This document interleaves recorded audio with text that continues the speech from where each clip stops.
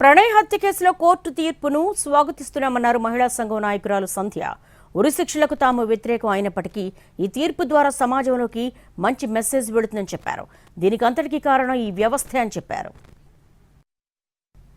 ఈరోజు ఈ తీర్పు వెలువడడం ఎందుకు ఆహ్వానించాలి అంటే ఇది ప్రజాస్వామ్యం పట్ల, చట్టాల పట్ల విశ్వాసం, గౌరవం, నమ్మకం కలిగించేటువంటి తీర్పుగా నేను భావిస్తున్నాను.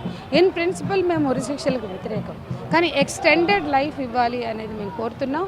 ఇవాళ ఎక్కడికి పోయినా, సుప్రీంకోర్టుకు పోయినా కూడా ఇందులో శిక్షలు అనివార్యం. అంత సాక్ష్యాలు, మొన్న సాక్షులు కోర్టులో తమ సాక్ష్యాలు ఇచ్చిన రోజే మేము తెలుసుకున్నాం. ఎలా ఇచ్చారు అంటే వాళ్ళు ఏదైతే సాక్ష్యాలు ఇచ్చారో ఆ విట్నెస్లు అదే కోర్టులో కూడా చెప్పారు. ఆ రోజే మాకు శిక్ష ఖచ్చితంగా వెలువడుతుందనే నమ్మకం, విశ్వాసం మాకు ఏర్పడింది. పరువు అనేటువంటిది ఒకరిని చంపితే పోయేటువంటి పరువు కాకుండా పెళ్లి చేసుకుంటేనే పరువు పోయింది అనేటువంటి దాంతో ఆనాడు వాళ్ళు మాట్లాడినటువంటి మాటలు అంటే చంపితే పరువు పోలే. కానీ ఇవాళ వచ్చినటువంటి తీర్పు సరే, ఒక మేరకు మేమైతే ఒకరికి ఉరిశిక్షలు వేయాలి అనేటువంటి దాంట్లో మేము చెప్పలేము.